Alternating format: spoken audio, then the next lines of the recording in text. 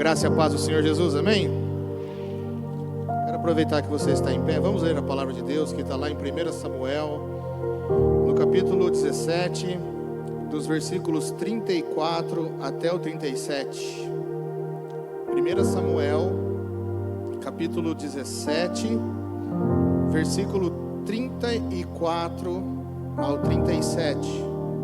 Se você encontrou aí, dá um glória a Deus. Se você não encontrou, vai aparecer no telão, amém?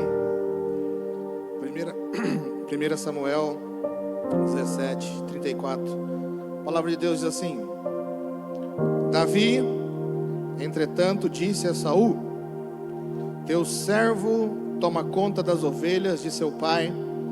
Quando aparece um leão ou um urso, leva uma ovelha do rebanho, eu vou atrás dele, dou-lhe golpes e livro a ovelha da sua boca. Quando se vira contra mim, eu pego pela juba e lhe dou golpes até matá-lo. Teu servo pode matar um leão e um urso. Esse filisteu incircunciso será como um deles, pois desafiou o exército do Deus vivo. O Senhor que me livrou das garras do leão e das garras do urso, me livrará das mãos desse filisteu. Diante disso, Saul disse a Davi: vá, e que o Senhor esteja com você. Agora corre comigo lá em João, no Evangelho de João. Eu vou ler apenas um versículo, João capítulo 12, no versículo 24. Evangelho de João 12, 24, diz assim: digo-lhes verdadeiramente que se o grão de trigo não cair na terra e não morrer, continuará ele só, mas se morrer, dará muito fruto. Amém. Glória a Deus. Essa noite eu creio que Deus vai falar conosco algo muito especial na palavra dele, sobre dar o nosso melhor. Amém? Pode sentar na presença de Jesus. Queridos, nós precisamos entregar nada menos e nada mais do que o nosso melhor. Nós vemos a história de Davi, uma história maravilhosa. Davi era apenas um menino, e nesse momento ele está vendo todo o exército de Israel sofrer a maior vergonha de todos os tempos. Golias estava desafiando um homem para enfrentá-lo, e ninguém tinha coragem de enfrentar um gigante. E Davi observou toda aquela situação, porque ele estava levando comida para os seus irmãos, que eram homens guerreiros de batalha, mas Davi era apenas um menino que cuidava das ovelhas de seu pai. E ele, vendo aquela situação, aquele desafio, aquela afronta, Davi começa a perguntar: quem é esse homem? O que acontecerá se alguém o vencê-lo? E ele começa a perguntar, e a notícia corre e chega até o rei Saul, e ele diz assim: eu quero enfrentar esse gigante. E Saul olha para ele e fala: mas você é apenas um menino, você não tem nem armadura, como que você vai enfrentar um gigante? E nesse momento, Davi diz algo poderoso, algo que ninguém via, que ninguém sabia, mas lá, diante das ovelhinhas e diante de Deus, Davi estava tendo o maior treinamento da vida dele. Preste atenção em algo que esse texto me dá, que a palavra de Deus me diz: o maior treinamento da minha vida e da sua vida não é diante da plateia, não é diante dos homens, mas é sozinho, somente diante de Deus. É quando ninguém está olhando, quando ninguém está te vendo, quando ninguém está nos vendo. Deus está olhando o nosso coração, Deus está olhando a nossa atitude, Deus está nos treinando para a batalha pública. Servir a Deus implica em servir quando ninguém está olhando. Isso é precioso para Deus. E tem algo que aconteceu que eu preciso compartilhar com você, igreja, que abalou minhas estruturas e me deixou em choque. Falou muito ao meu coração. De uma história que aconteceu aqui no Brasil. Estava tendo uma reunião de pastores. Eram homens que estavam falando do ministério. Homens grandes, todos ali, e tinha um menino no meio, um rapaz. E ele não conseguia entrar na conversa. É como se os grandes estivessem conversando, né? Os adultos estivessem conversando, mas aquele rapaz novo que estava participando daquela mesa, ele não conseguia entrar na conversa. Ele não conseguia falar porque o assunto era sobre ministério. E ele, diante daqueles pastores, ele pega o prato de todos, tira o prato de todos, porque tinha acabado a refeição, o jantar. E ele leva o prato de todo mundo até a cozinha. E ele volta. Quando um veterano pastor dessa nação falou: filho, você lavou os pratos? Ele falou: não, pastor. Ele falou: é difícil servir quando ninguém está olhando, né?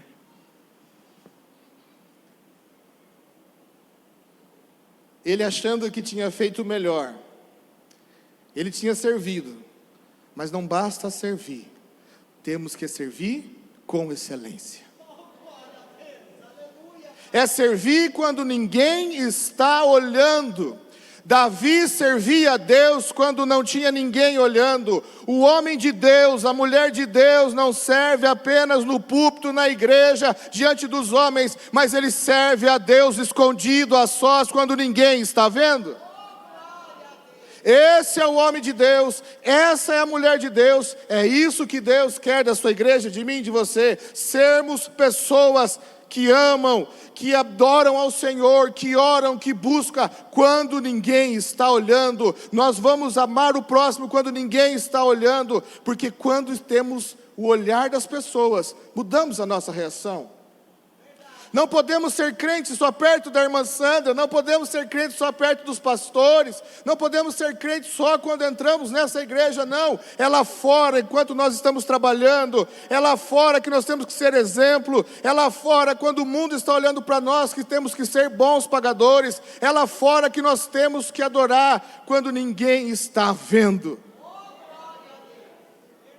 Isso é precioso para Deus. É lá fora, é na nossa casa, sozinho, no quarto, quando ninguém está olhando, quando você está somente você e seu celular nas redes sociais. Você precisa santificar os seus olhos. Deus está vendo o que você e eu estamos olhando na internet.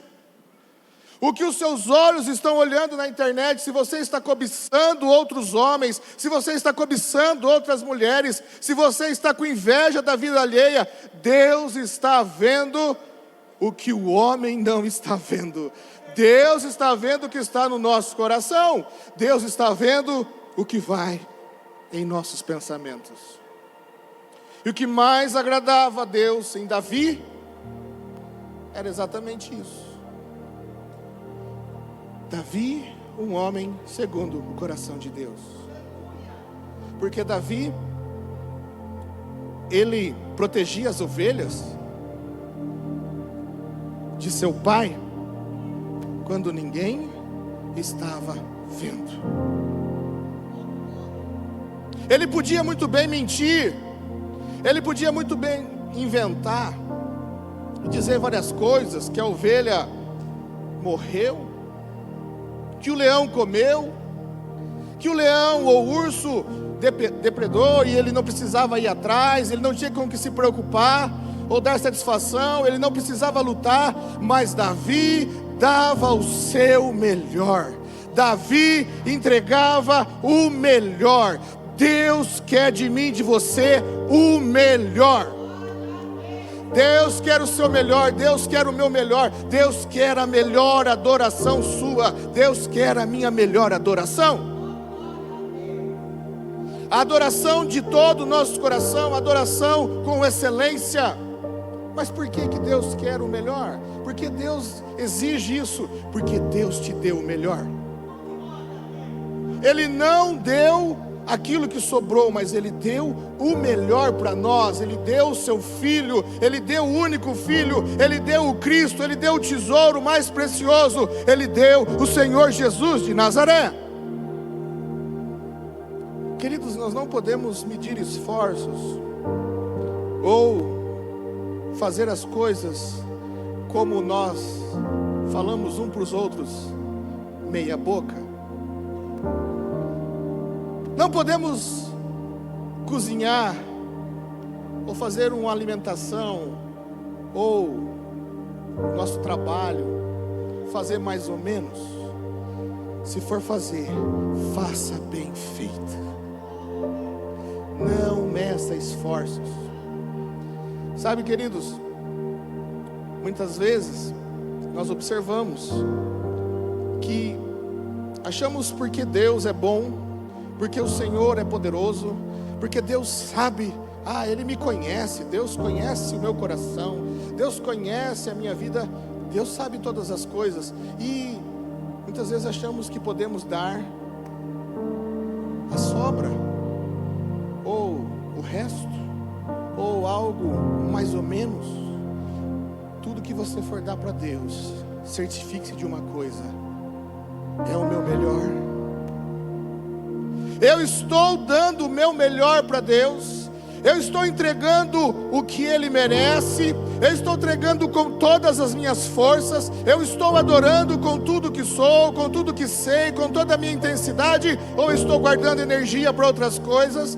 Eu estou gastando a minha vida em quê? Totalmente ao Senhor, ou estou guardando a minha vida esperando para gastar em outras coisas que não seja com Deus? Davi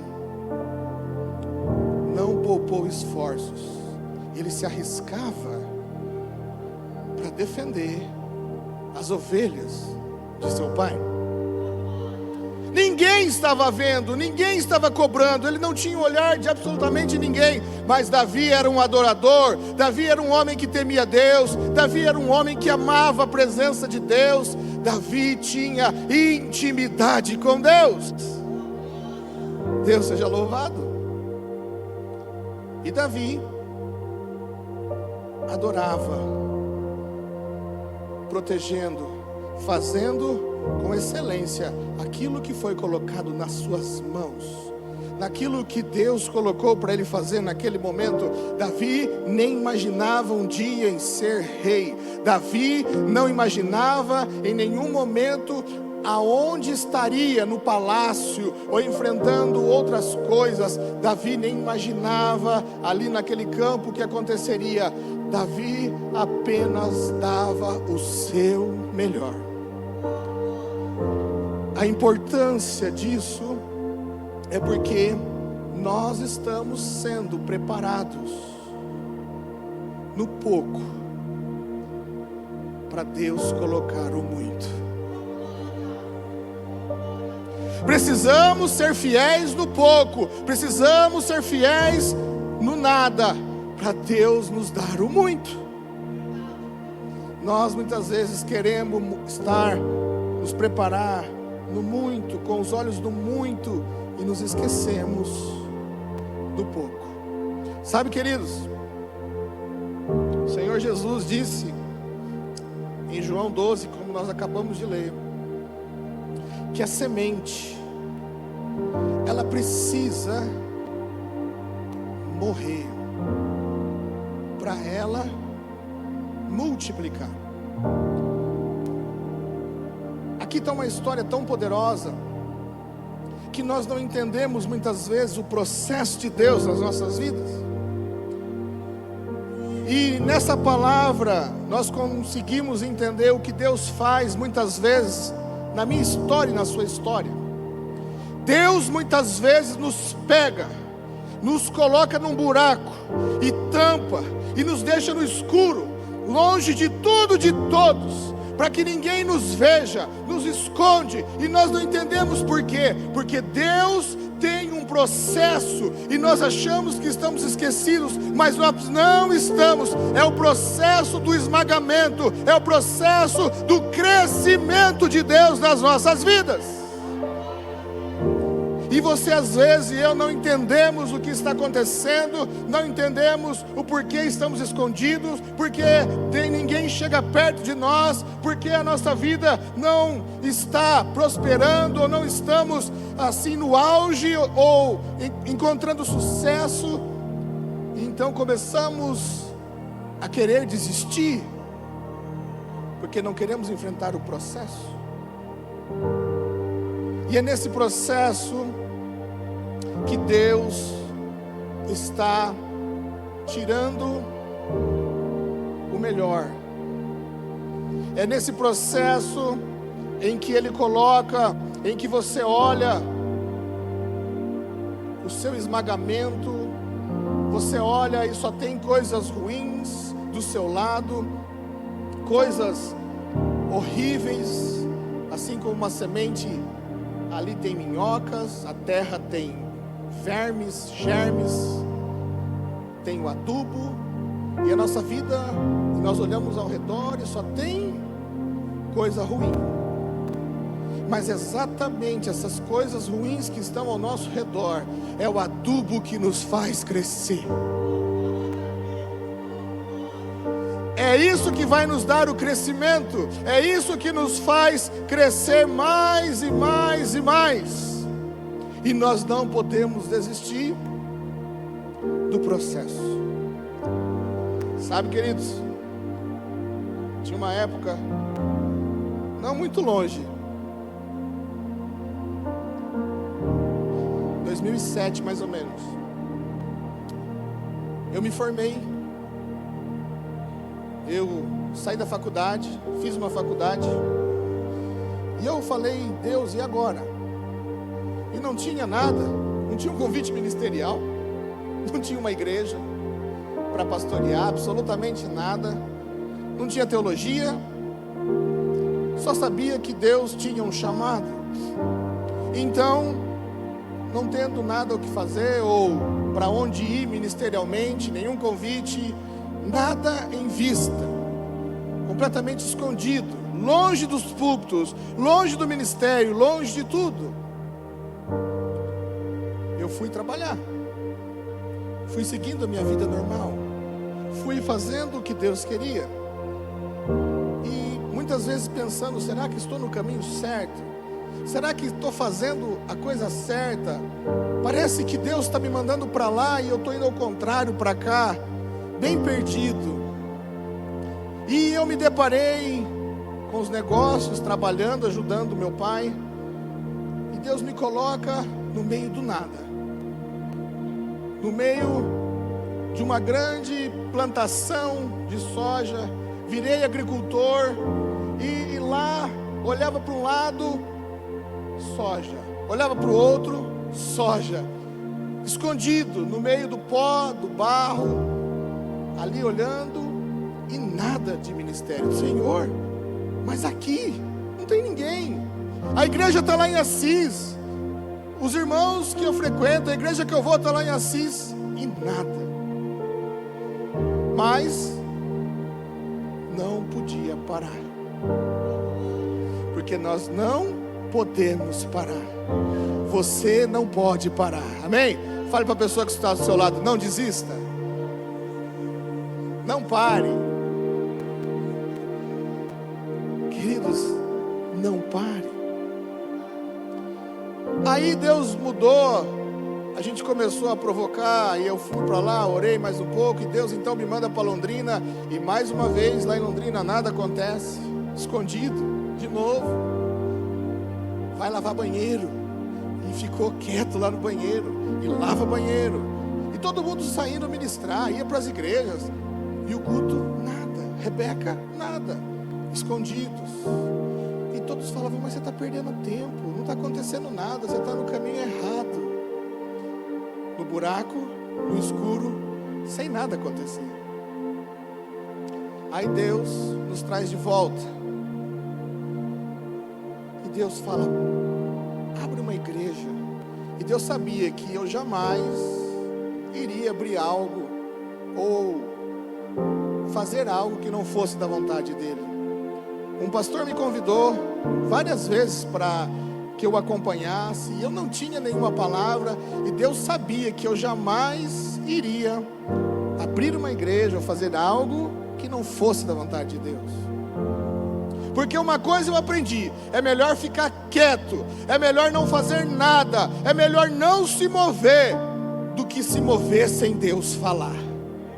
Não se mova se Deus não te falar, igreja. Meu irmão e minha irmã, não faça nada se Deus não mandou você fazer. Ah, mas eu estou tentando. Não tente, espere a palavra de Deus.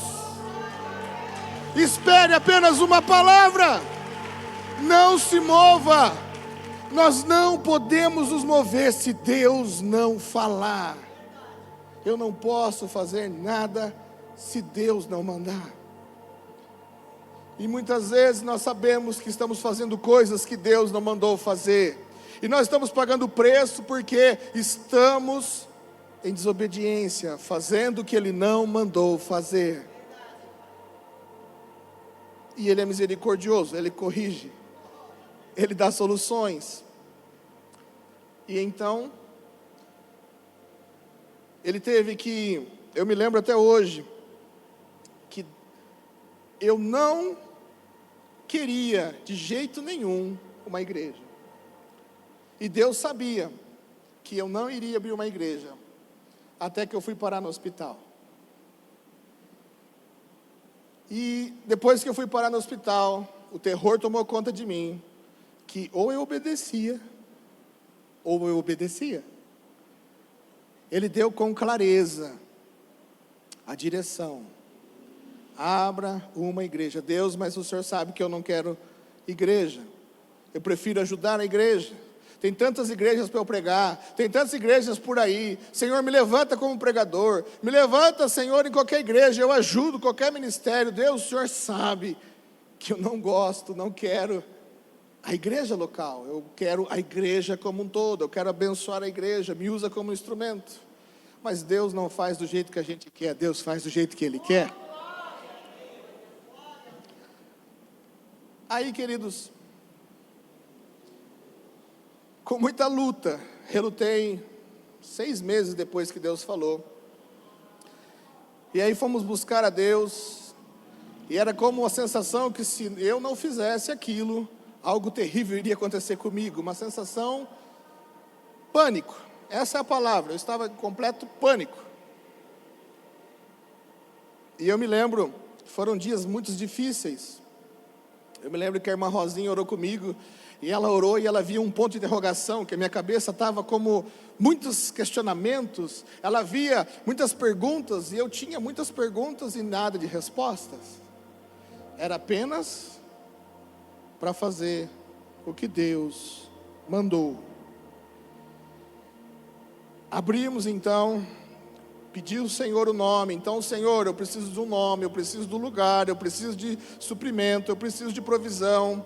E Deus assim fez. E eu me lembro que Deus deu até as cadeiras que Ele nos deu.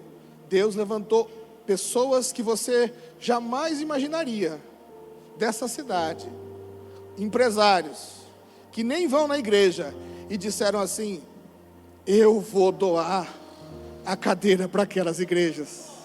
Aquelas cadeirinhas brancas. É um sinal de Deus. Aí, queridos, eu me lembro, eu abri o culto, pastora Rebeca sentada. Quando era a Rebeca que abria o culto, era eu sentado. Porque a nossa família chegava, mas ela chegava atrasada, então não tinha mais ninguém, era só eu e a pastora Rebeca. E a pastora, ela ficava contando. Eu não esqueço essa palavra da pastora Rebeca contando. 1, 2, 3, 1, 2, 3, 1, 2, 3. Eu nunca contei porque eu falei, é melhor não contar. Aí um dia Deus falou claramente com a pastora: não conta mais. Eu não quero que você conte. E a partir daquele momento nós nunca mais contamos quantas pessoas tem nessa igreja, para a glória de Jesus. Porque nós não precisamos saber quantas pessoas tem, nós precisamos saber que os céus vão se encher. Nós andamos pela fé e não por vista, amém? E queridos, nunca mais contamos. Outros podem contar, mas nós não. Mas, por várias vezes, Eu confesso, a pastora também pode confessar, já pensamos em parar, já pensamos em desistir, já pensamos em não continuar, porque não entendíamos muitas coisas, não sabíamos de muitas coisas, não suportávamos algumas pressões, mas se não sofrermos a pressão, não vamos colher o fruto. É por isso que eu e você não podemos desistir. O processo de Deus é tão poderoso, é tão glorioso, que na mão dele, da mão do Senhor, ele consegue, ele tira o melhor.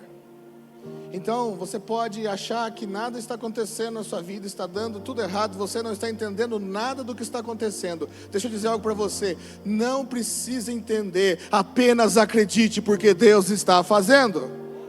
Deus está no controle de todas as coisas, Deus está no controle da sua vida, da sua jornada. Ele tem o melhor para mim e para você. E você vai ser uma semente que vai multiplicar muito mais, muito. Você é uma semente, mas a semente precisa morrer, a semente precisa passar pelo esmagamento, para que eu e você possamos crescer. E o conforto é que nós estamos, você está na mão dele. A mão dele está sobre a minha vida e a sua vida, amém? Queridos, servir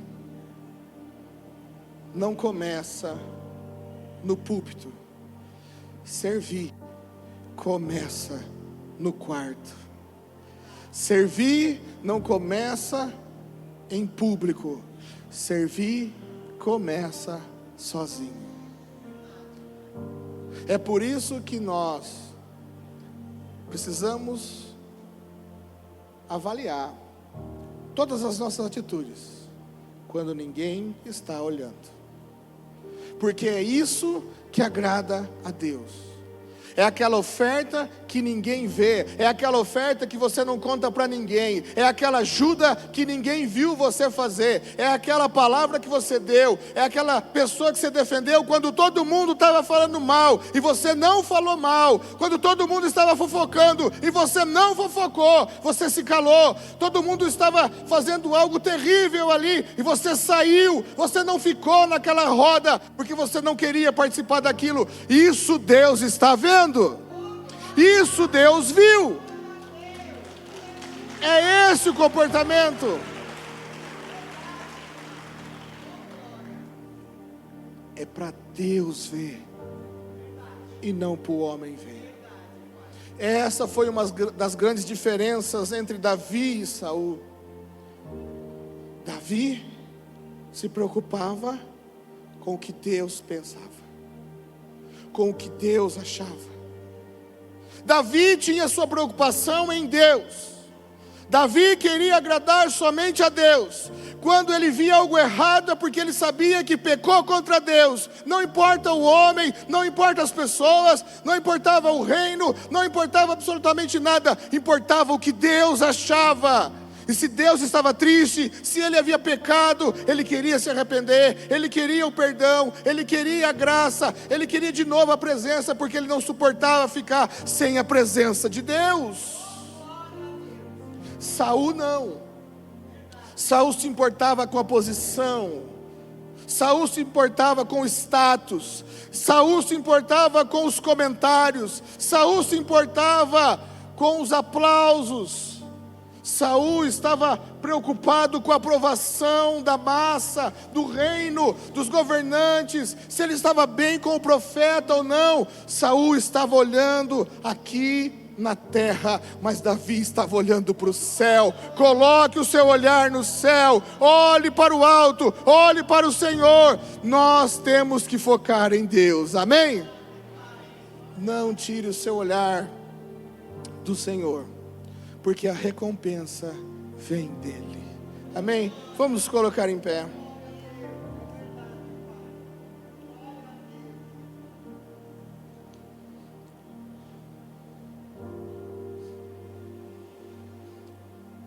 Queria que você fechasse seus olhos.